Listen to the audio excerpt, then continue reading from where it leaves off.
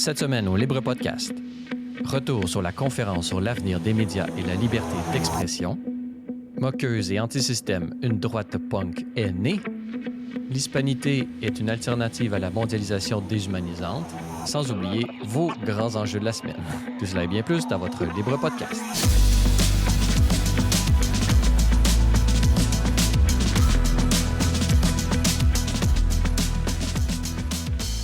Bonjour et bienvenue à votre Libre Podcast, votre balado hebdomadaire entièrement consacré à l'analyse de l'actualité de la semaine. Libre Média, je suis Francis Denis, en compagnie de mon collègue et rédacteur en chef à Libre Média, Jérôme Blanchet-Gravel. Jérôme, bonjour. Bonjour Francis et bonjour à tous nos auditeurs.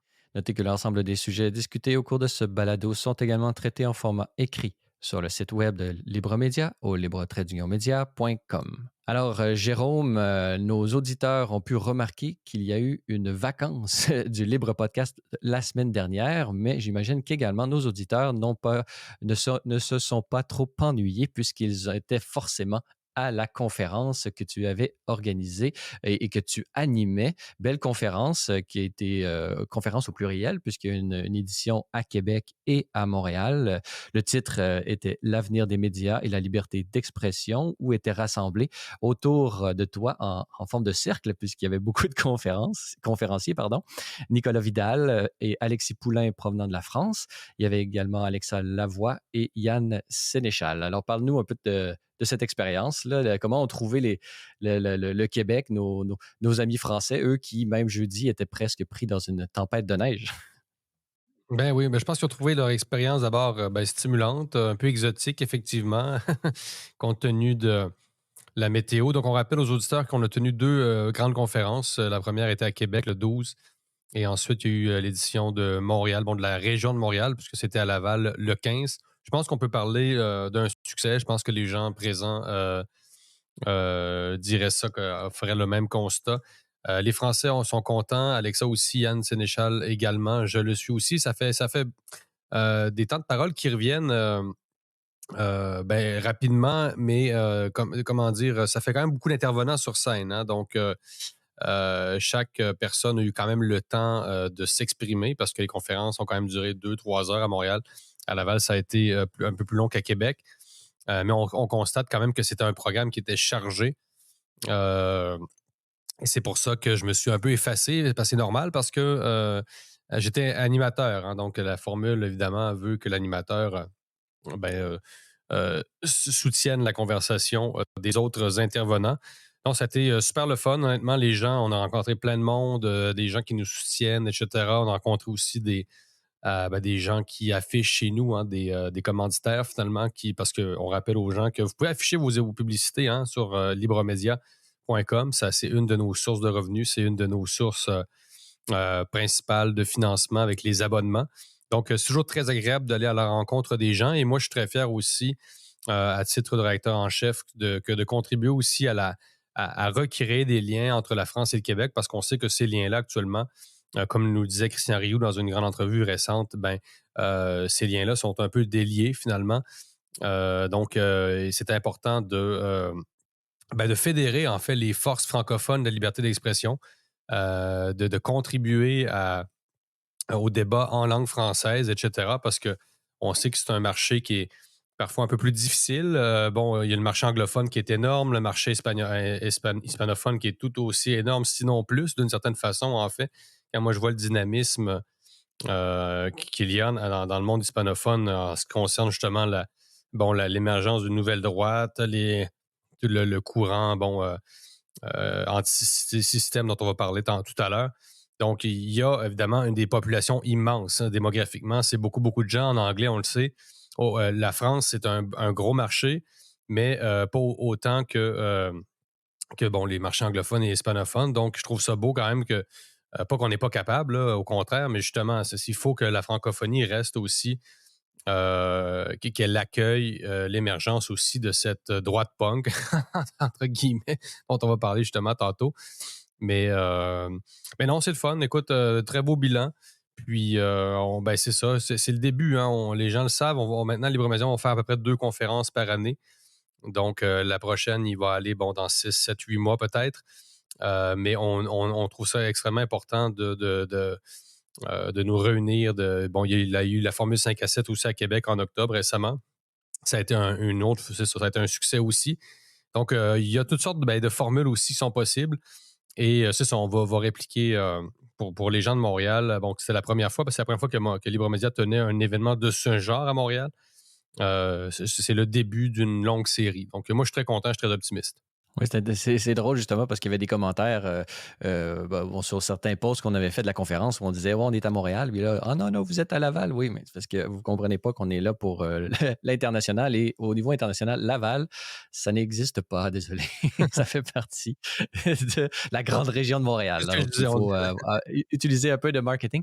C'est drôle que tu dis ça parce qu'hier, justement, il y a Florian Philippot, qui est un homme politique français là, qui est Ouais. président de Les Patriotes, qui disait dans un tweet, si le Canada devient le 51e État des États-Unis, il serait temps pour le Québec de prendre son indépendance et d'aller, s'il le souhaite, vers une magnifique association avec la France. Vive le Québec libre, vive l'amitié franco-québécoise. Justement, dans tout ce débat là, du 51e État, des différentes tractations qui se passent, là, un peu Donald Trump qui voit le Canada un peu en état de faiblesse et qui s'apprête à peut-être à faire des propositions de requins, des propositions, des achats.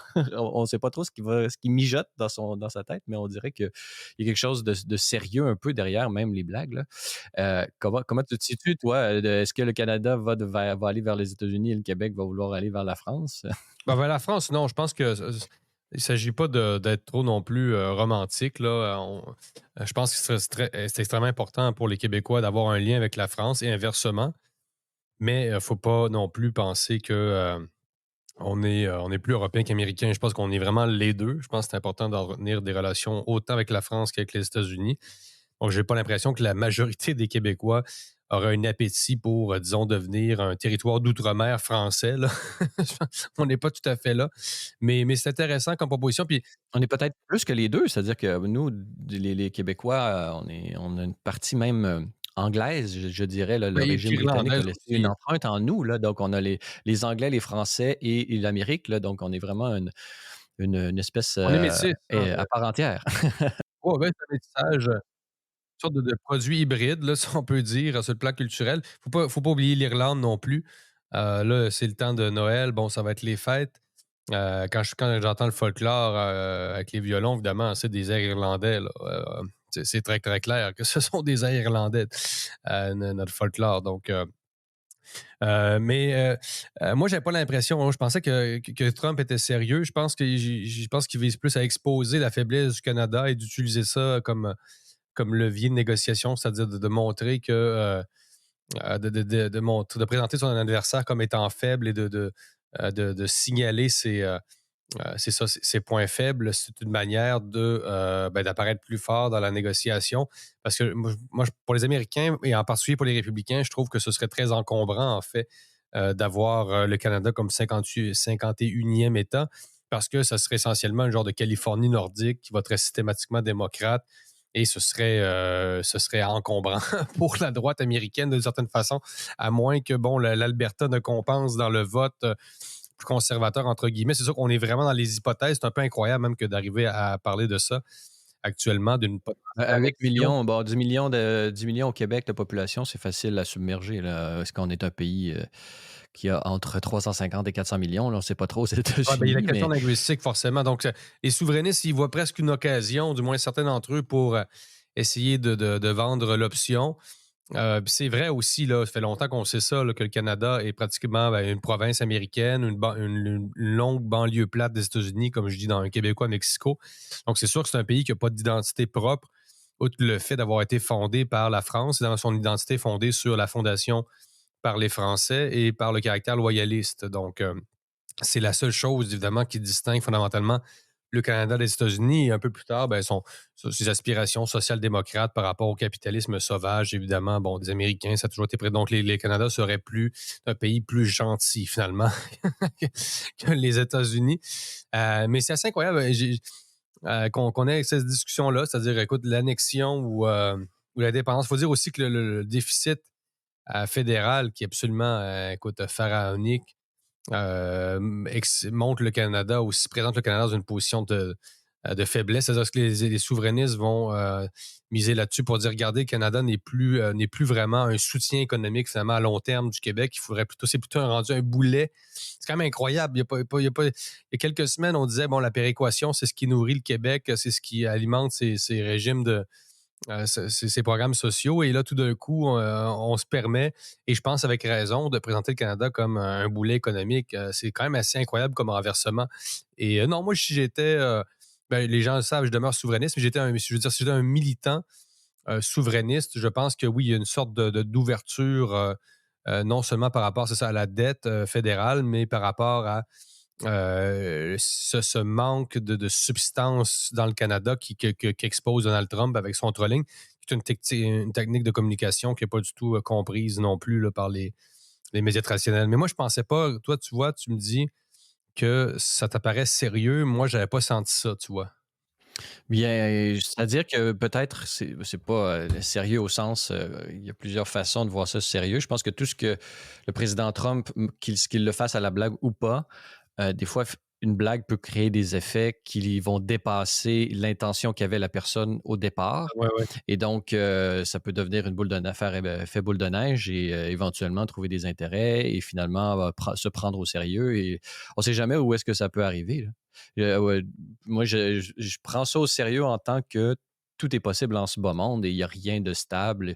Et c'est pas une petite fédération canadienne vieille de, je sais pas moi, presque moins de 2 siècles là, qui va faire le poids contre la volonté forcenée de pouvoir de la première puissance mondiale à prendre la place. Là. Qui pour, mettons, imaginons le pire, c'est-à-dire prendre la prise de force du Canada par les États-Unis, quels pourraient être disons, les éléments politico-médiatiques et les pouvoirs qui pourraient empêcher une telle chose? Moi, je vois absolument rien. Là. Donc, il n'en est que de. Même si Mais ça c'est serait très un rare. pouvoir médiatique, le monde entier, la communauté internationale manifesterait son mécontentement, son désaccord, je veux dire, devant une puissance qui en annexe une autre ou qui offre un deal, entre Il faut guillemets. que ça apparaisse comme ça parce qu'on s'entend, les pays démocratiques, pour ce que ça veut dire encore, n'ont pas tendance à se faire la guerre, là. Ça, c'est comme une règle en géopolitique. Mais il n'y a pas de guerre possible non plus. C'est-à-dire que notre propre sécurité nationale est déjà celle des Oui, Américains. oui. Donc, il n'y a Mais ce comme que je veux pas. dire, c'est que c'est quand même 2 pays C'est déjà. anglo-saxons, là, donc tu sais, oui, il y a un Mais ça, c'est rapport est-ce de que ça tient force. encore dans le Nouveau Monde? Est-ce que c'est est-ce qu'on n'a pas dépassé un peu ça? Je sais pas. Je pense à voix haute, mais ce qui m'apparaît plausible aujourd'hui n'est pas ce qui m'apparaissait plausible il y a 10 ans. Je pense qu'on est vraiment on est dans un vacuum paradigmatique, là. C'est-à-dire qu'il n'y a pas de modèle sur lequel on peut se baser pour prédire ce qui s'en vient. Et donc, je pense qu'en ce sens-là, tout est possible. Imagine, mon cher Jérôme, un référendum, une vraie offre sur la table. Y aurait-il au Canada une volonté de réponse par un référendum national sur la question? Est-ce qu'on pourrait empêcher les Canadiens de s'exprimer par voie référendaire sur une éventuelle offre claire et nette du président américain? Ou est-ce que les politiciens canadiens seraient assez forts pour empêcher la tenue d'un référendum sur cette question? Non, non, ben Et justement, comment ils le c'est feraient? Je ne sais pas. C'est incroyable. Là. Je pense qu'on est tellement faible au niveau politique. ah oui. On est tellement faible à tous les niveaux que je crois que ça serait difficile de ne pas tenir un référendum sur la question. Et une fois que le référendum est accepté, ben là, la campagne électorale y va de soi. Et ce ne serait pas nos petites lois électorales qui empêchent le financement étranger qui pourrait faire poids contre les intérêts américains qui viendraient financer la campagne du oui. Et alors, je pense qu'on ferait Politique vraiment de la fiction, politique mais oui, fiction. Mais est-ce que ça m'apparaît possible dans le monde qui est le nôtre aujourd'hui? Puisque je considère que tout est possible aujourd'hui parce qu'il n'y a rien de stable, je pense que oui. Mais enfin, est-ce que ça va aller jusque-là? Je sais ben, pas. je sais pas, ça dépend quand même de la posture de l'Angleterre aussi. Ah, l'Angleterre, je pense elle se prononcerait même pas. Il y aurait. Je sais, parce que sérieusement, ça bouge tellement en ce moment, là, même en Angleterre. Aujourd'hui, je pense je ne sais pas si c'était une fake news, là, mais j'ai vu Elon Musk qui pensait investir de l'argent pour défaire le gouvernement en place actuellement. Eux aussi sont assez faibles au niveau politique, là, au niveau stabilité. Est-ce que le premier ministre anglais ou le roi d'Angleterre, Charles III, aurait l'autorité morale pour avoir un seul impact ou d'influence réelle sur un référendum comme celui-là? Bon, j'ai Je aucune idée. je sais Comme pas seulement. disent les Italiens, bah. Ça reste quand même très hypothétique. Parce que Trump a déjà aussi dit qu'il allait envahir le nord du Mexique. Tu sais, c'est parce qu'il faut quand même voir. Il a dit ça, là, quand même, il rêvait même de faire au Mexique ce que la Russie a fait en Ukraine. Il a déjà dit ça. Bon, les journaux en ont parlé longtemps. Donc, il y a toujours aussi cette tentation-là des États-Unis d'envahir, entre guillemets, non pas entre guillemets, là, d'envahir le nord du Mexique pour finalement voler encore plus de territoire. C'est vrai que les États-Unis ont volé la moitié du territoire mexicain à la moitié du 19e siècle. On n'est quand même plus vraiment là, mais ça a été effectivement, bon, ça a pris la forme d'un achat, là, un achat plutôt forcé de tous les territoires actuellement qui Un sont. achat avec des fusils. Ouais, c'est ça. Donc, les troupes américaines C'est ont quand même western, le Far pris West. Mexico, là, ont défilé dans Mexico, etc. Évidemment, c'est un traumatisme au Mexique. Donc, c'est sûr que ça, Trump a dit beaucoup de choses à date, menacé, c'est ça, de combattre les cartels au Mexique avec l'armée américaine. C'est sûr, c'est complètement autre chose, le Canada et le Mexique. Mais ce que je veux dire, c'est qu'il dit beaucoup de choses quand même. Donc, moi, je pense que pour l'instant, du moins, avant que ça se transforme effectivement peut-être en prophétie autoréalisatrice, on est plutôt au stade où Trump veut exploiter la crise canadienne, l'immense, effectivement, faiblesse du Canada, de sa classe dirigeante, des divisions aussi qui dominent. Donc, je pense que pour l'instant, c'est d'exposer les faiblesses de son adversaire pour finalement faire le meilleur deal possible comme M. Trump réfléchit surtout en deal. Mais il reste que le seul fait de lancer l'idée, c'est-à-dire le monde est fait d'idées, et tout d'un coup, tu vois un Hans Mercier, qui est quelqu'un que j'ai déjà interrogé à Libremédia, qui lui dirigeait jusqu'à très récemment le Parti 51, hein, qui était un parti annexionniste qui visait l'annexion du Québec aux États-Unis. Donc, jusqu'à récemment, on présentait Hans Mercier dans les médias, évidemment, comme quelqu'un qui est un illuminé. Donc, pourquoi le Québec rejoindrait-il les États-Unis? Ce type divague complètement, etc. Et tu vois, on a une entrevue à publier avec lui, justement, dans les prochains jours, sur, c'est d'abord ce sondage, hein, qui montre que 15-20 des Canadiens sont déjà favorables à l'annexion, ce qui me paraît énorme dans le fond. Là. Les gens vont dire c'est beaucoup plus. Écoute, si c'est déjà 15-20, moi je trouve que c'est énorme. Là. Écoutez, le 15-20 des Canadiens qui veulent déjà rejoindre les États-Unis. Donc, tout d'un coup, l'idée d'Anse Mercier apparaît moins folle, moins saugrenue. Et même, on sait, Louis-Joseph Papineau a été un temps annexionniste. Donc, il y a eu des discussions. Et le Québec, qui est plus républicain aussi que la monarchie constitutionnelle anglaise, il y avait quelque chose de naturel aussi chez les républicains québécois, c'est-à-dire chez les patriotes. Les patriotes, eux, visaient la République. Les États-Unis, elles sont une république.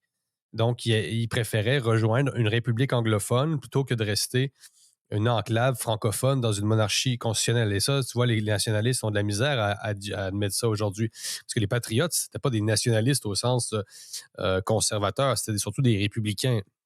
Donc, c'est pas du tout la même chose. Là. Les deux peuvent se mêler. On peut être nationaliste et républicain. Mais à l'époque, c'était en fait la droite conservatrice, entre guillemets, au Québec, c'était plutôt des conservateurs près de l'Église. Et l'Église n'était pas républicaine. Enfin, vous voyez.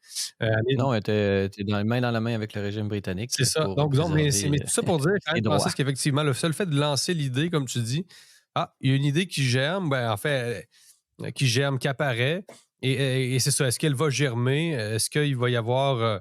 Est-ce que Trump va créer un genre juste de mouvement aux Canadiens, les Canadiens pour Trump et pour les États-Unis? Écoute, genre des nouveaux gilets jaunes for the USA. Écoute, je sais pas, mais c'est vrai que c'est quand même plausible. Là, tu sais.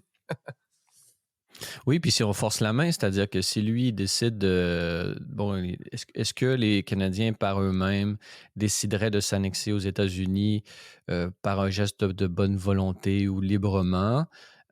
c'est une chose. Je pense que non. Mais est-ce que si Trump décide de mettre justement le Canada dans une position où est-ce que les gens crèvent de faim puis, et le dollar s'effondre, devient un Venezuela et tout ça, est-ce qu'il a le pouvoir de le faire? Je sais pas. On voit déjà le dollar canadien fondre à vue d'œil en ce moment. Ouais. S'il se rend à 50 dollars, à 50 cents le dollar, comme le pense le grand spécialiste, le grand financier Pierre Lassonde, je pense qu'il prévoit éventuellement là, le worst case scenario, là, le pire scénario possible serait un dollar à 50 cents. Donc, est-ce que le Canada vaudra 50% ou disons 20% de moins lorsque le dollar sera à 50 cents et donc facilement achetable? J'en ai aucune idée. Je fais juste montrer comment l'espèce de les plaques tectoniques dans lesquelles nous sommes nés au niveau géopolitique, je crois qu'elles sont sur le plan actuellement, là, sont sur le point de bouger plus qu'on aurait pu imaginer qu'elles bougeraient durant notre vie. Ça se peut. La multipolarisation du monde demande l'association de plusieurs acteurs et cette association-là peut se traduire par euh, des annexions. Puis là, il y a plusieurs modèles là, qui existent. Là. Il y a le système fédéral. Est-ce qu'on devient justement comme celui des... On intègre les États-Unis de cette manière-là? Est-ce que c'est pas plutôt avec la Grande-Bretagne qu'on reprend avec le Commonwealth, qu'on reprend un aspect international? On le sait que les Britanniques, justement, sont un peu seuls actuellement. Ils essaient de faire des alliances comme ils peuvent, tout en gardant leur indépendance avec les Américains et avec l'Union européenne, tout en étant à l'extérieur des deux ensemble.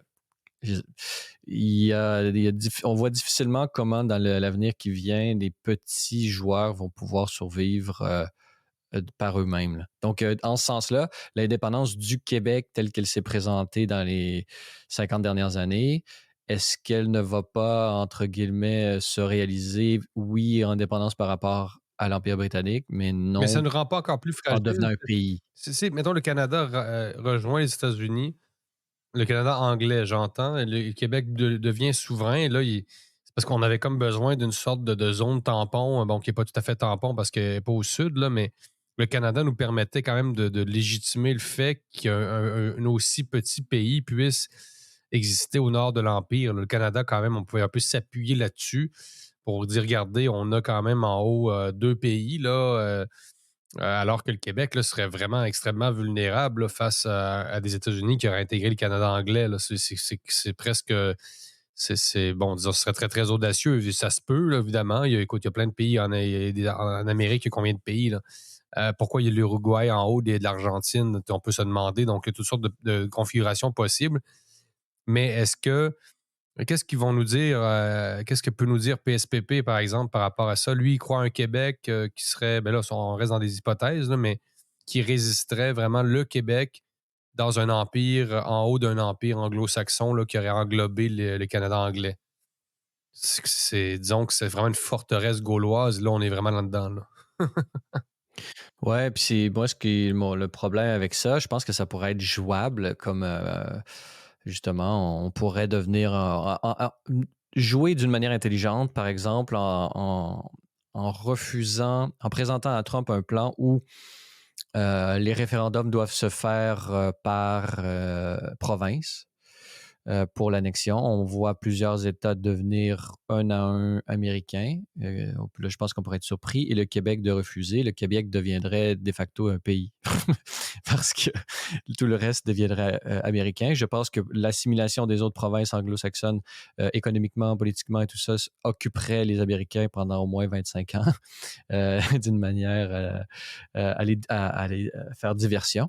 Et pendant ce temps-là, le Québec pourrait essayer de tirer son épingle du jeu, mais ça serait très difficile parce qu'il n'y a pas de force vive là, en ce moment. C'est comment créer un pays avec, je veux dire, avec la jeunesse qu'on a complètement endo-colonisée mentalement par une déresponsabilisation étatico-médiatique bon, il y a un manque de sophistication intellectuelle de la jeunesse actuellement. Donc, comment jouer ces cartes? Il y aurait beaucoup de manières de jouer des cartes d'une manière très intelligente pour en faire du Québec un endroit très riche et très prospère.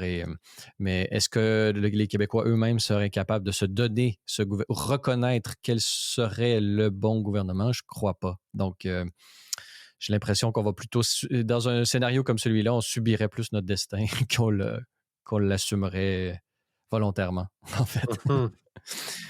En tout cas, c'est très intéressant. Puis ce qui reste derrière la conversation qu'on vient d'avoir, selon moi, Jérôme, c'est justement cette capacité de penser un futur qui bouge. C'est-à-dire que toutes les structures qui étaient les nôtres et dans lesquelles on est né semblent plus fragiles que jamais. Et un vacuum comme celui-là va appeler à être rempli nécessairement. Donc, on va voir. Il faut rester attentif. Puis, il faut regarder le réel aussi, hein. Puis, il ne faut pas se voiler la face comme on fait. Notre sport national au Québec, c'est le déni collectif, là. Mhm. Donc, c'est sûr que si on est dans le déni collectif, ça ira pas loin, là. Et si on confond analyse politique et géostratégique avec faire de la morale et se croire supérieurement et moralement supérieur afin de garder une estime de soi, là, je pense que ça, c'est la stratégie qui va nous mener à la catastrophe. Enfin, voilà. Ouais. Donc, tout cela se basait sur la conférence qui a eu lieu ici même au Québec, à Québec notamment, et à Laval, et pour les intimes. L'avenir des médias et la liberté d'expression. C'était une conférence organisée et présentée par Libre Média, dans laquelle il y avait Nicolas Vidal, Alexis Poulain, Alexa Lavoie, Jérôme Blanchet-Gravel, bien sûr, et Yann Sénéchal.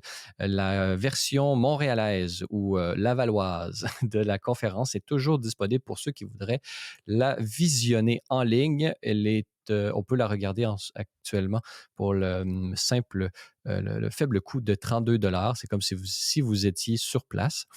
Et voilà, et vous pouvez accéder à cette version en ligne sur le site web de Libre Média au libre-media.com. Libre Média, c'est beaucoup plus qu'un site web. C'est votre porte d'entrée dans l'univers médiatique.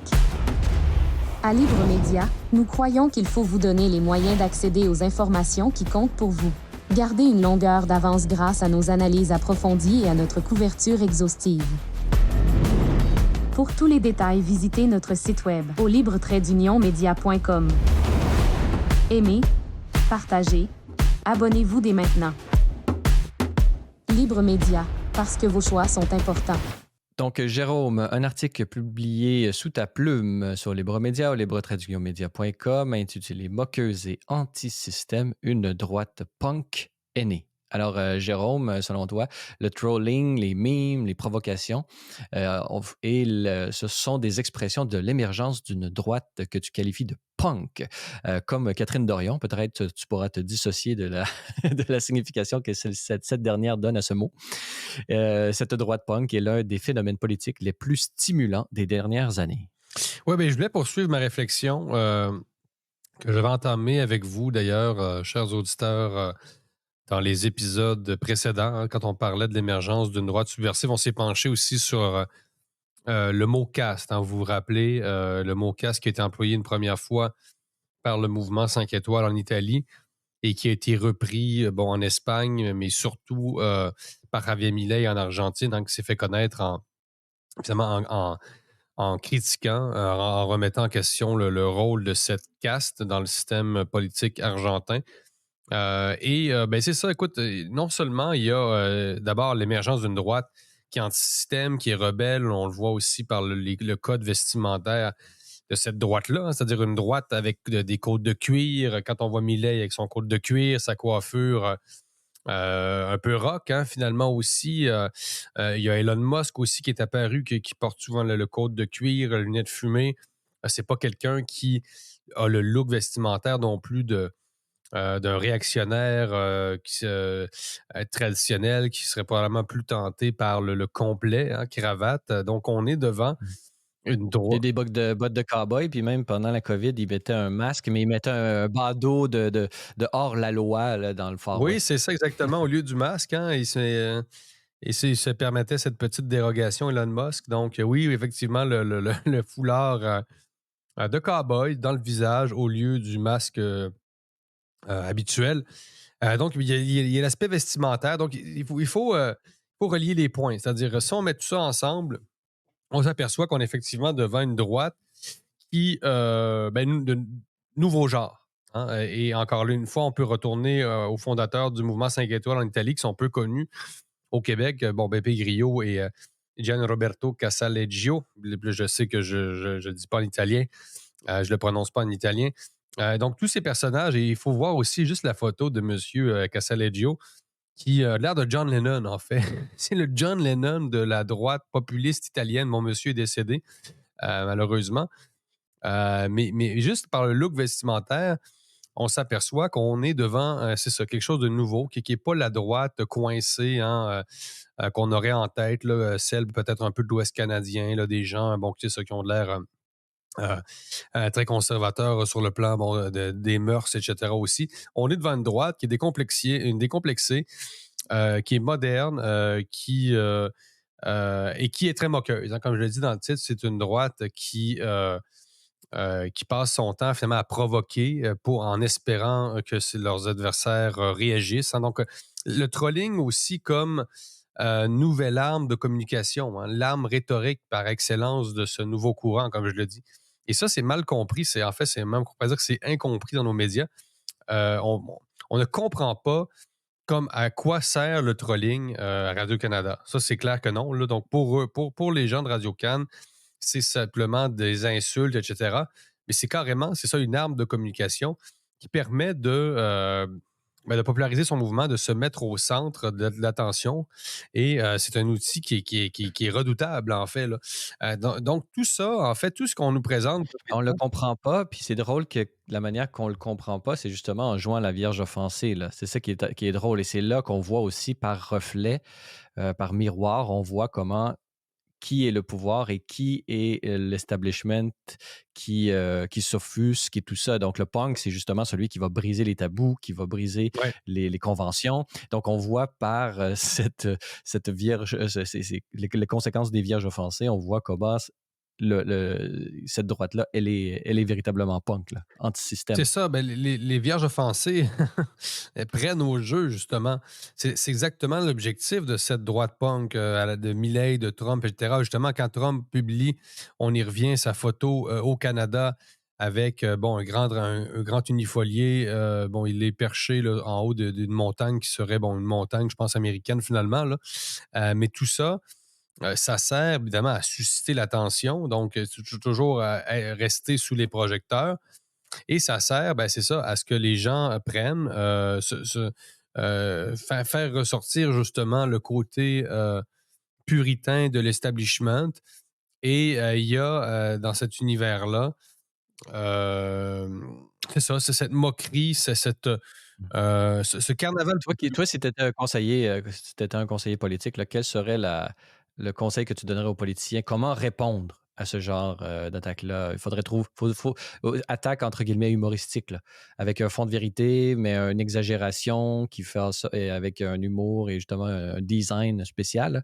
Est-ce qu'il faut répondre à ce genre de provocation trolling par du trolling? Comment est-ce qu'on joue à ça, là, selon toi? Mais il faut moins se prendre au sérieux. Nos politiciens sont quand même prisonniers de ce qu'on appelle la langue de bois, d'une sorte de langage technocratique.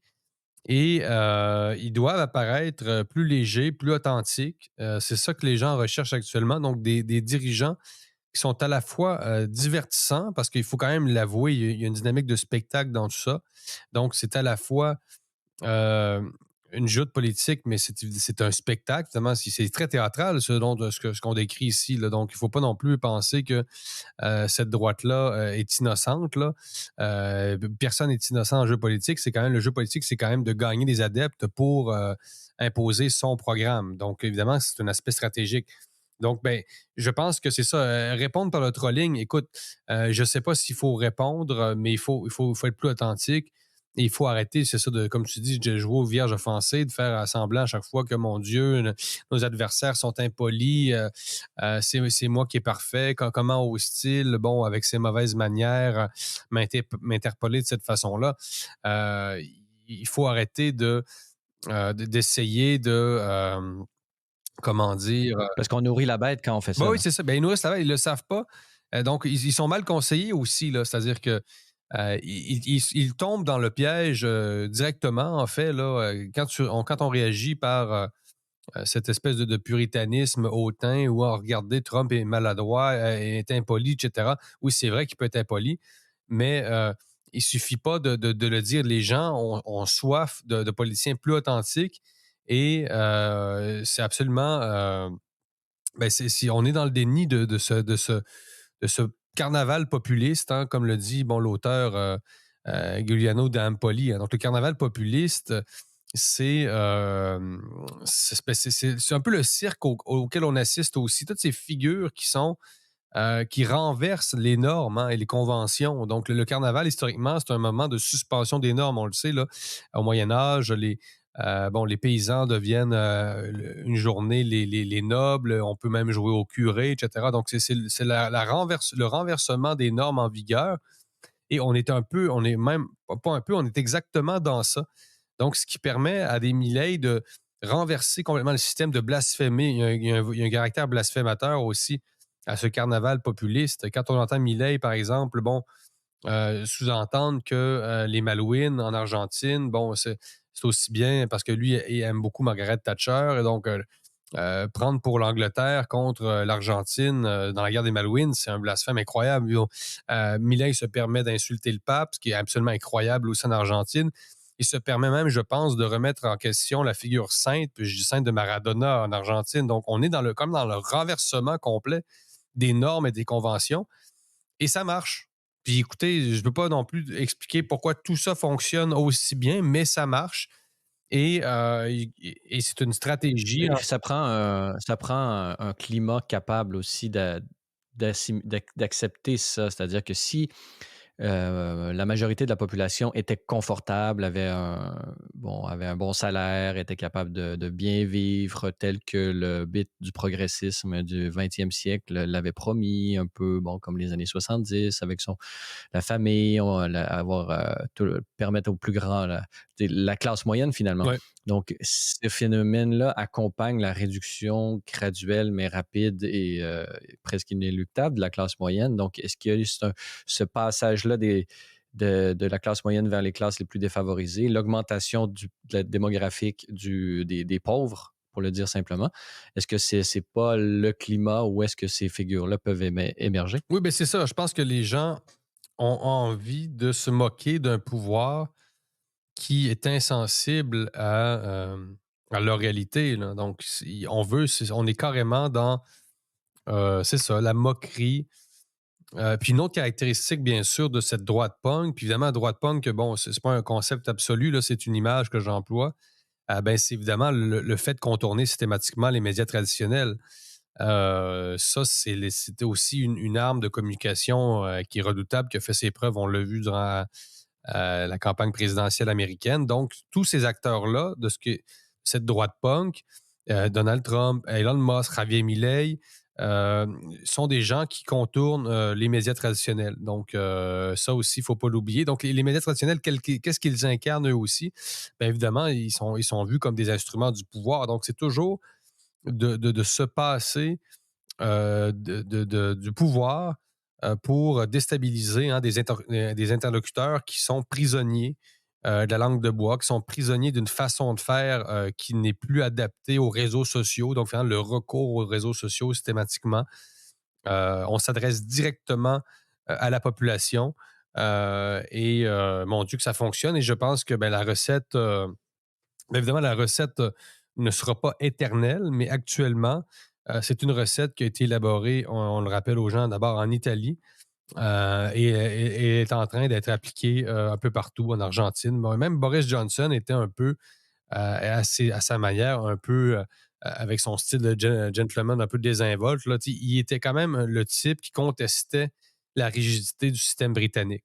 C'était quelqu'un qui, bon, le type, bon, qui, pas toujours tout. De l'Union européenne un peu, c'est-à-dire qu'il était un intérêt du système britannique anti-européen et c'est grâce en partie à lui qu'il y a eu le Brexit. Donc, j'ai l'impression que ce ras-le-bol populiste s'est fait surtout dans le Brexit et une fois que ça a été fait, là, il y a eu comme une accalmie. Là. Donc, il y avait peut-être plus de boucs émissaires européens aussi de leur côté pour pouvoir soulever les foules.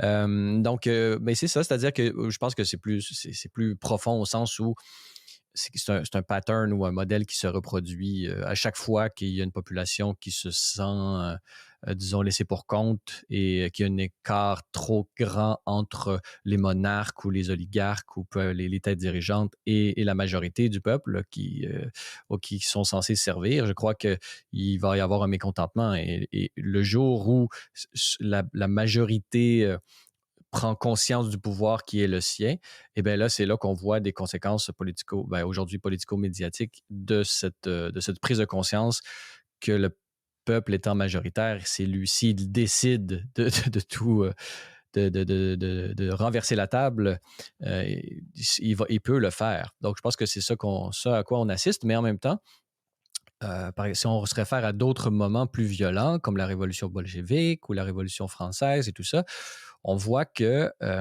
on est toujours aujourd'hui en démocratie au sens où c'est comme si le système démocratique était encore assez fort pour pouvoir canaliser la colère grandissante du peuple. Parce que lorsqu'il n'est plus capable de le faire, ben là, c'est là que ça dégénère. La monarchie française de Louis XVI n'était plus capable de canaliser les différents pouvoirs qui se liguaient contre elle. Et donc, c'est comme ça que Marie-Antoinette et son mari en ont payé le prix fort. Mais aujourd'hui, ce qu'on voit, c'est que c'est quand même une élection qui a été capable, oui, peut-être de voter pour un changement profond, en tout le moins pour les États-Unis et pour l'Argentine, mais ça s'est fait démocratiquement et le peuple a voté pour ça. Et on ne peut pas dire que Trump a caché quoi que ce soit que ce qu'il est en train de faire. Donc, il y a rien qui a été sous le boisseau, là. Tout était clair, tout était fait, tout était dit et le peuple a voté pour ça. Donc, je pense qu'il y a un mandat très fort d'opérer les différentes réformes qu'il avait annoncées. Et donc, on peut voir peut-être même si ça va demander beaucoup de flexibilité pour les appareils étatiques qui vont devoir faire avec ces politiciens de la nouvelle vague arrivée, cette droite punk, comme c'est la norme, il y a quand même, moi, je la vois comme étant une solidité des institutions démocratiques, notamment dans les pays qu'on vient de nommer. Oui, oui, positivement, écoute, on peut le voir comme ça. Puis c'est au système démocratique, effectivement, être capable d'absorber encore la colère, le mécontentement. Mais quand je dis carnaval, souvenez-vous quand même le type qui était entré au Capitole. Bon, c'était pas un moment non plus glorieux, justement, de la démocratie américaine, là. Mais rappelez-vous, Là, c'est plutôt le contraire. Là, c'était l'échec des institutions démocratiques. Là, rappelez-vous, il y avait un type et donc, qui était comme en bedaine avec une genre de veste de cuir et une sorte de un chapeau fait en corne de bison. viking. Hein, c'était un viking gilet jaune avec un pseudo-révolutionnaire Comme les américain. tailleurs de pierre dans les Simpsons. Si vous faites tailleurs de pierre dans les Simpsons. Ouais, c'est ça, c'est absolument incroyable. Et là, on est vraiment ici comme dans le carnaval, c'est-à-dire, évidemment, il y a un aspect, coup d'État, entre guillemets, parce que, un coup d'État, ça se prépare. Là, ça ne fait pas juste rentrer dans une salle, quand même, bien que les députés sont là. Il faut quand même que tu aies, évidemment, derrière toi le soutien de l'armée, etc. Là, disons que c'était pas les. Ouais. En parenthèse là-dessus, là, justement, Jérôme, penser qu'il y avait qu'un coup d'État ou un putsch était possible à force d'une foule qui rentre dans le Capitole, pour moi, c'est l'inflation verbale de la part du Parti démocrate là, durant la dernière année. Je sais pas. Bon, sans Est-ce que je dépendre, suis le seul à comprendre que le pouvoir, entre guillemets, est dématérialisé aujourd'hui? Là? Un putsch, au sens strict du terme, est presque impossible aujourd'hui, là, tellement le pouvoir est c'est possible dans dématérialisé. des Là. pays quand même d'Amérique latine où l'armée joue un rôle. Plus rudimentaire. Ouais. Mais aux États-Unis, moins. Mais effectivement, aujourd'hui, c'est pas en rentrant au Capitole que vous vous assurez du soutien de l'armée aux États-Unis ou peu importe. Là. C'était évidemment très maladroit. Puis, comme je dis, c'était carnavalesque, en fait, beaucoup plus qu'un coup d'État. Là. Donc, on était loin du coup d'État, du coup d'État, du directoire de Napoléon, etc. Là. On n'était pas du tout dans cette préparation-là. Et les gars n'étaient pas sérieux. Quand tu arrives justement au Capitole avec un chapeau de loup, tu as l'air d'un coureur des bois. Fais-tu un coup d'État vraiment? Là? On s'entend qu'il y avait. ça a été effectivement galvaudé pas mal dans les médias, puis on ne défend absolument pas Le le coup fait. d'État aujourd'hui, ce serait informatique de toute façon, là. C'est ça, donc On pourrait forcer le contrôle des institutions militaires, du chaîne de commandement et tout ça, ne serait possible qu'en contrôlant les différents leviers de pouvoir qui sont liés à des comptes informatiques, là. ouais, mais aussi Donc, quand je même, ça pense que prend quand c'est même absolument mais aussi l'adhésion humaine, là. Je veux dire, je pense que pour faire un coup ouais. d'État, il Surtout aux faut s'assurer du États-Unis, là, où soutien, le de citoyen est armé, là. oui, mais c'est sûr, oui, la dimension de la sécurité informatique, ça, c'est effectivement, c'est rendu déterminant. Mais je pense qu'encore aujourd'hui, pour faire un coup d'État, faut quand même aller s'assurer du soutien ben, d'un général, bon, d'un secrétaire, etc. Bref, c'est ça. Bref, allez consulter mon article qui d'ailleurs a été publié en espagnol aussi sur le site Infobae, le site, un des sites les plus lus dans le monde en espagnol. Hein. Donc, je serais content. Donc, mon analyse est en train quand même de voyager.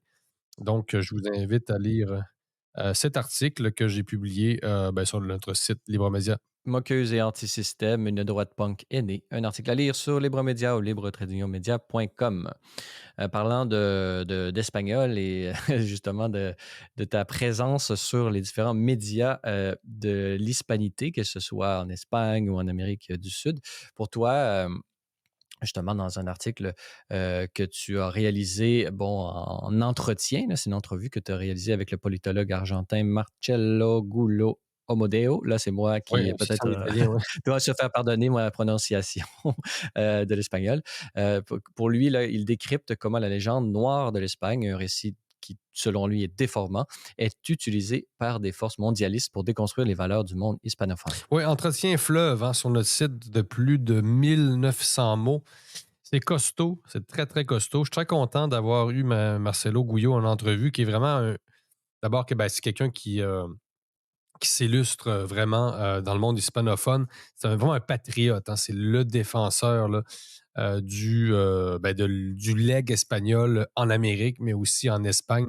D'ailleurs, la photo qu'il m'a transmise pour l'entrevue, c'est une photo de lui dans l'église de Madrigal de las Altas Torres, c'est le village natal d'Isabelle la catholique. Donc, monsieur, a l'air de faire des pèlerinages aussi là, en Espagne. C'est vraiment un patriote. C'est quand même fou à quel point, quand même, il y a des Latino-Américains qui se sentent encore espagnols.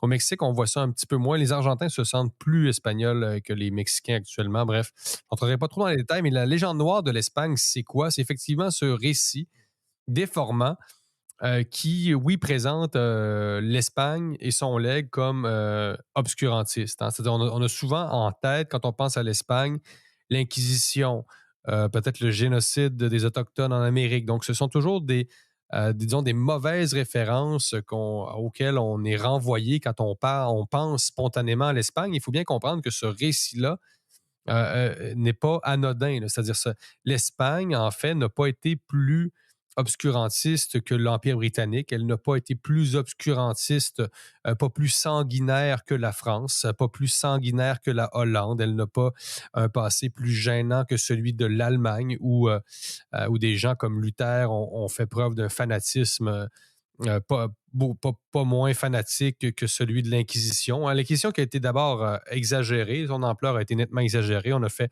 toutes sortes, évidemment, de films. De raccourcis intellectuels, notamment en disant qu'il n'y avait qu'une inquisition, quand au contraire, il y avait plusieurs inquisitions, tout dépendant du pays où on se trouvait. Mais c'est vrai que l'inquisition espagnole, en l'occurrence, elle était particulièrement Donc, violente. mais oui, il y a des chambres de torture Je le ici, dirais oui, aussi. évidemment.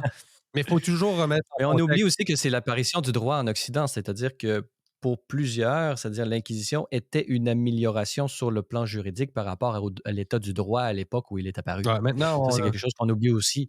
Et là, quand tu fais toutes les comparaisons avec les autres pays européens, je pense qu'on peut dire que tu as raison, mais on pourrait ajouter aussi que si l'on compare avec les pays non occidentaux à la même époque, non seulement l'Espagne n'a pas à rougir, mais au contraire, elle devrait être fière parce qu'elle était sur le plan des droits humains, par exemple, beaucoup plus avancé. c'est ça. Mais donc, il ne L'Espagne, s'agit pas de. Je ne défends pas vraiment. la Reconquista d'Isabelle la catholique était beaucoup plus humain que les sacrifices humains de l'Empire Maya. C'est ça. Donc, il ne s'agit évidemment pas de défendre l'Inquisition. D'ailleurs, aujourd'hui, tout le monde en parle au Québec. Non, c'est pas vrai. Il ne s'agit pas de défendre l'acquisition, mais Beau il s'agit de parallèle. replacer les choses dans leur contexte historique. Puis effectivement, ce qu'on apprend quand même aussi dans le livre, d'abord, c'est un livre de 500 pages là, que je suis allé cueillir moi-même, d'ailleurs, aux éditions de l'Artilleur, parce que récemment à Paris, je suis allé rencontrer Damien Seriex, qui est le directeur des éditions L'Artilleur. On a régulièrement des recensions de cette très bonne maison d'édition qui est basée à Paris. Euh, et donc, Donc, le livre qu'il a publié, ce Marcello Gullo Omodeo avec qui tu as pu discuter, son titre Ceux qui devraient demander pardon, la légende noire espagnole et l'hégémonie anglo-saxonne, publié, comme tu l'as dit, aux éditions de l'Artilleur. Donc, il a écrit quelque chose de substantiel sur la question. c'est ça, à tel point qu'on a. Parce que c'est un livre qui a été d'abord publié en espagnol et on a pensé que ce livre-là était tellement fort qu'il fallait en faire une version française. Bref, c'est ça. Donc, il s'agit de remettre en question ben, cette légende noire qui est. Tu sais, c'est un concept dont on parle moins dans le monde francophone, mais c'est très d'actualité et ça explique aussi tout le rapport négatif en Amérique là, par rapport ben, aux colonisateurs espagnols. C'est-à-dire que quand on déboulonne des statues aujourd'hui, que ce soit à Mexico ou à Buenos Aires ou en Argentine, c'est toujours un peu en invoquant cette légende noire qu'on le fait. Maintenant, on a un peu la légende noire aussi de l'Empire britannique et de l'Empire français, parce que finalement, tous les Occidentaux sont mis un peu dans le même paquet. Euh, mais ce qu'on apprend, notamment dans le livre, c'est à quel point, effectivement, les empires aztèques au Mexique, l'empire aztèque au Mexique était esclavagiste. Hein, donc, Monsieur Guyot va très loin. Là, c'est-à-dire, lui, il parle carrément d'une libération du Mexique. Contrairement justement, la légende noire qui présente ça plutôt comme une conquête. C'est effectivement une conquête. Mais il ne faut pas oublier que tous les peuples sous le joug aztèque se sont coalisés avec Hernán Cortés pour faire tomber l'Empire aztèque. Donc, ce n'est pas tant une conquête espagnole que c'est une conquête des peuples autochtones opprimés contre l'Empire impérial aztèque. Mais là, encore là, on ne fera pas un cours d'histoire aujourd'hui. On pourra en parler des heures, vous savez, ça me passionne, etc. Mais c'est ça. On peut regarder aussi le film de Mel Gibson, Oui, Apocalypto, oui, qui oui. Mais montre c'est vrai, hein, cette c'est dynamique. ça. Puis on apprend, ben c'est ça, beaucoup de cannibalisme. Hein, il y a beaucoup de sections du livre qui portent là-dessus, là, notamment ceux qu'on appelle les Caraïbes. On pense que les Caraïbes, c'est une région où on va passer du temps sur la plage, mais les Caraïbes, c'est une tribu anthropophage. Là. Donc, ce sont des gens, c'est un peu les Vikings de la région, c'est-à-dire, c'était des gens qui se promenaient justement sur les côtes des Caraïbes et qui capturaient des gens pour les manger, là, à tel point qu'il y a même eu des élevages de personnes humaines. C'est-à-dire qu'on élevait même des captifs, des humains, comme on élève aujourd'hui des porcs. Là. Il y a eu ça en Amérique, en Mésoamérique, avant le débarquement de Cortés. Donc, c'est sûr que parler des Espagnols comme des gens sanguinaires, oui, c'est vrai que ces gars-là étaient plutôt sérieux, mais en relation. Mais il faut toujours regarder aussi en historien, on sait que le péché mortel de l'historien, c'est l'anachronisme. Donc, pour bien juger de cette période-là, ce qu'il faut, en fait, c'est la juger par rapport à son présent et au passé auquel elle succédait. Mais comparé au futur tel que nous sommes aujourd'hui, c'est un peu un anachronisme Bien aussi. sûr, bien sûr. Chose à ne pas faire. On est constamment là-dedans, on le sait. Là. Donc, ben, écoutez, je ne veux pas vous noyer de détails. Tout l'entretien est très éclairant. Comme je vous dis, c'est un entretien fleuve qui revient sur plusieurs éléments. Par exemple, aussi, l'esclavage des chrétiens par les musulmans qui est complètement passé sous silence aujourd'hui. On pense toujours que l'Occident, c'est l'esclavage, mais non, oui, ça a été l'esclavage, mais l'Occident est la seule civilisation à avoir aboli l'esclavage. On apprend toutes sortes de choses, notamment que, dernier élément, Francis, parce que c'est quand même assez fascinant, on oublie que c'est la France, en débarquant en Algérie, qui a mis fin définitivement au commerce des esclaves chrétiens au Maghreb. Je ne sais pas si vous imaginez, on présente toujours la conquête de l'Algérie comme le crime colonial par excellence.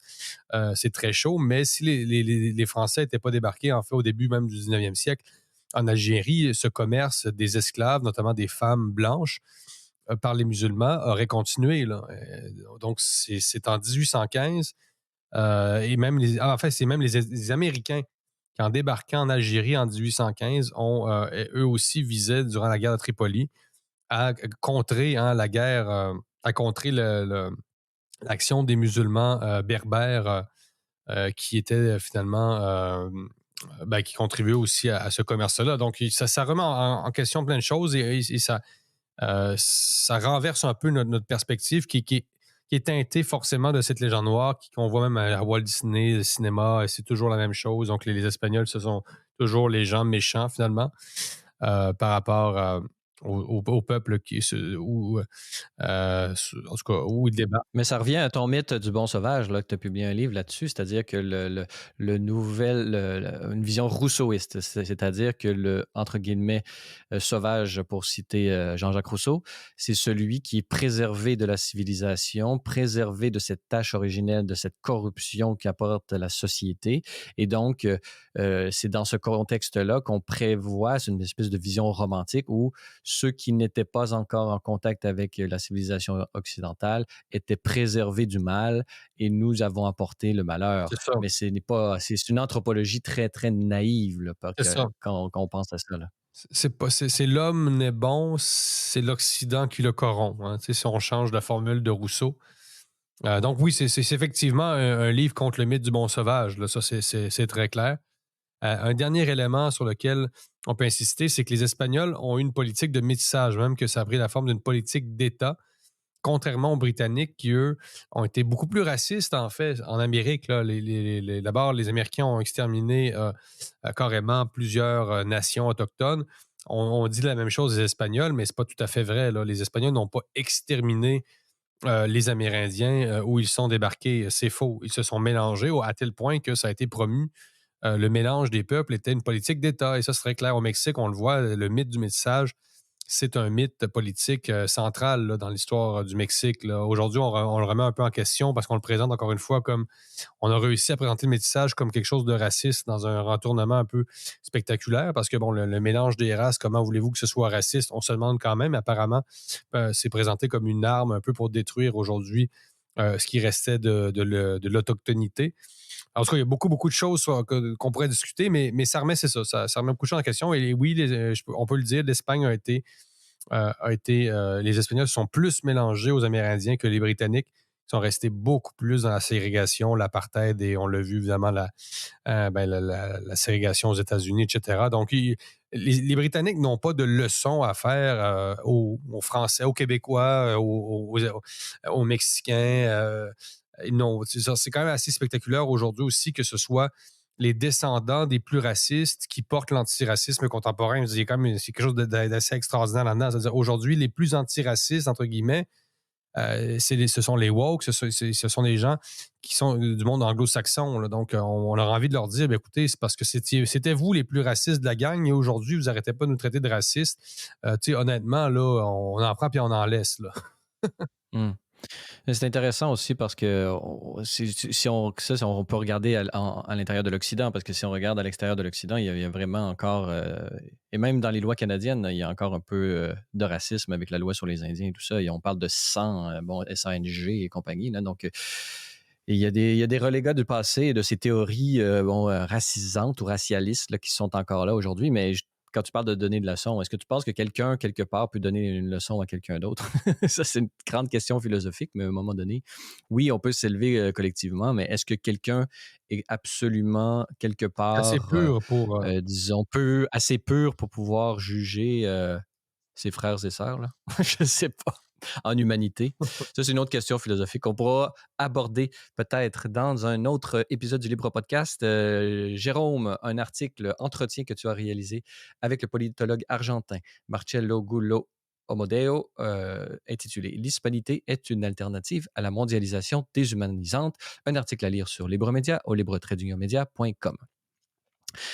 Jérôme, dernier épisode de l'année. C'est très intéressant et je suis certain que nos auditeurs ont bien hâte de t'entendre. Peut-être tu nous as préparé quelque chose comme un palmarès là, des grands enjeux ou quelques exemples là, pour satisfaire la fin de nos éditeurs et de faire finir l'année avec un peu d'humour avant de reprendre l'année prochaine. Oui, ben écoute, j'en ai sélectionné 5. 5 grands enjeux qui ont marqué l'année 2024. Je commence avec un premier qui a été publié en début d'année, le 11 janvier 2024, un article de TVA Nouvelles où on nous apprenait qu'un sandwich à moitié mangé était en vente pour 1,3 million de dollars sur Marketplace. Donc, est-ce que le sandwich à moitié mangé a trouvé preneur? On ne le sait pas. Il n'y a pas eu de suivi. On aime beaucoup les animaux aussi, Francis, au Québec. Les animaux reviennent constamment dans les grands enjeux, même dans les grands enjeux qui concernent l'international. Donc, par exemple, le Journal Le Québec a publié un article en mai dernier qui a été classé dans la section Asie-Pacifique. Et bon, l'article est intitulé Il se fait voler son sandwich par un faucon. Et donc, on voit un faucon voler. Hein. Ce n'est probablement pas le faucon en question. Mais donc, c'est ce qu'on a appris sur l'Asie cette journée-là dans le journal de Montréal. Je poursuis sur les animaux avec la troisième position, plus que je viens de présenter le 4 et le 5. C'était, vous savez, toute la saga entourant l'éclipse solaire, vous savez à quel point ça l'a provoqué une hystérie chez nous au Québec. Donc, à Radio-Canada, on se demandait si, éclipse solaire, comment protéger votre animal de compagnie. Donc là, on voit un chien avec des lunettes IMAX. Et donc, je ne sais pas finalement s'il y a des lésions oculaires Des chiens chez certains aveugles. animaux de compagnie. Il faudrait peut-être faire un suivi aussi à ce niveau-là. Je poursuis encore les animaux parce que c'est trop savoureux. Un article du Journal Le Québec publié dans la section Société, imaginez-vous donc. Donc, on apprenait au printemps que 2 sangliers étaient en fuite en Mauricie depuis des mois et personne n'arrivait à les retrouver. L'espèce pouvait bouleverser l'écosystème et affecter les récoltes. Finalement, on pense que l'écosystème n'a pas été bouleversé puisque ça fait déjà plusieurs mois. Et je reviens aussi sur la fameuse saga des dindons sauvages. Hein, vous savez, là, pendant la même semaine où Vladimir Poutine menaçait d'utiliser l'arme nucléaire, nous, au Québec, on se préoccupait d'une invasion de dindons sauvages à Louisville. Et donc, le devoir, quand même, le très, très sérieux devoir qui a fait appel à des experts pour finalement titrer qu'il est interdit de se faire justice face à un dindon sauvage. Donc, on apprenait que si vous êtes en conflit personnellement avec un dindon, vous ne pouvez pas régler ça vous-même, là. C'est-à-dire que vous devez appeler la police ou les autorités concernées de la faune pour venir saisir le dindon où il se trouve. Donc, ça, c'est dit parce que le maire, lui, avait appelé, je pense, les citoyens à se faire justice eux-mêmes. Ce n'est pas la manière de faire au Québec. Il faut toujours s'en remettre, vous le savez, au règlement.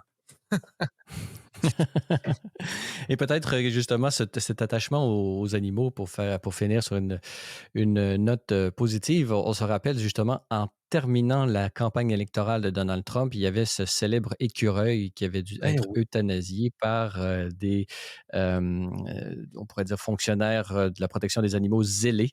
Et ça avait fait le tour et on peut peut-être pas, ce serait peut-être un peu idiot de minimiser l'impact que ce genre de nouvelle, lorsqu'elle est introduite dans un narratif, lorsque vous mettez la face d'un écureuil et comment son aspect cute, entre guillemets, vous l'introduisez dans un narratif anti-gouvernemental, comment est-ce qu'il peut être puissant? Donc peut-être dans la stratégie référendaire dont on a fait mention au début de cet épisode, peut-être que cette question animale et ce souci des animaux pourra faire avoir son influence. Qui sait? C'est possible, oui. Alors, Jérôme, en terminant, bon, c'est une belle année de libre podcast. Là. On a presque fini l'année, un an au complet. Il y a plusieurs annonces qui s'en viennent pour l'année prochaine, puisque nous allons poursuivre avec le côté hebdomadaire du libre podcast. Par contre, toi, tu vas plutôt te concentrer sur l'écriture. Et la recherche et le journalisme d'enquête et tout ça, là, et des articles et de ton travail de rédacteur en chef, ce qui, malheureusement pour nous, mais heureusement pour notre média écrit, on va faire en sorte que tu vas être moins souvent ici au micro. Je rassure tout de suite nos auditeurs que tu seras avec nous de manière ponctuelle lorsqu'il y aura des événements auxquels on ne pourra pas passer à côté, mais tu seras également avec nous 2 fois par mois. pour une demi-émission. Et pour, entre guillemets, te remplacer, nous avons trouvé une formule où des chroniqueurs viendront à tour de rôle à ce micro pour jaser de sujets qui les touchent particulièrement. Nous pouvons déjà vous donner le scoop, chers auditeurs, de la présence de Denis Julien.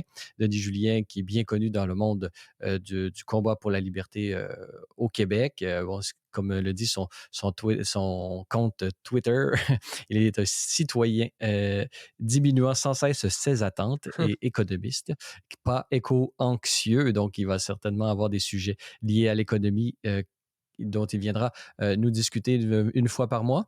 On a également le très connu Jonathan Hamel qui sera des nôtres, comme il l'est souvent déjà avec nous, investisseur montréalais qui va nous parler un peu de sujets qui le touchent, mais on le sait, la crypto-monnaie fait partie de ces sujets et la politique municipale également. On a Frank Fournier, c'est bien ça, le dédomiseur, qui viendra avec nous une fois par mois. Jérôme, je l'ai dit, tu viens 2 fois par mois. Nicolas Gagnon de la Fédération canadienne des contribuables viendra lui aussi nous parler d'économie. Olivier Séguin viendra également. Olivier, avocat et qui travaille au Centre juridique pour les libertés constitutionnelles. Donc, ça va être une belle brochette de chroniqueurs qui ont déjà confirmé leur présence. Là, je pense que ça va faire la joie de nos auditeurs. Et on en profite, bien sûr, Francis, pour souhaiter à tous nos auditeurs un très joyeux Noël, puisque à Libre Média, on souhaite encore Noël. Et par extension, de très joyeuses fêtes pour tout ce que ça englobe. Une très bonne année 2025 remplie de santé, de prospérité, bien sûr, de liberté. Donc, revenez-nous en 2025 pour la nouvelle formule du Libre Podcast. Profitez des fêtes pour vous reposer, pour passer du temps en famille. Et on est très heureux de vous avoir comme auditeur et comme soutien. Et on peut également vous inviter à rester à l'affût des différentes plateformes, notamment la chaîne YouTube qui va continuer de s'agrémenter de nouveaux épisodes, des grandes entrevues notamment. Nous n'avons pas de date, mais nous avons plusieurs épisodes en banque qui n'attendent qu'à être publiés. Restez à l'écoute. Notamment hier, il y avait déjà une entrevue avec notre collègue Anne-Laure Bonnel sur le thème de la série qui a été publiée. Je vous invite bien évidemment à vous rendre sur la chaîne YouTube, également sur le site web pour pouvoir accéder à cette analyse réalisée avec l'analyste et politologue Daniel Dory. Déjà confirmé également pour la chaîne YouTube la couverture d'événements.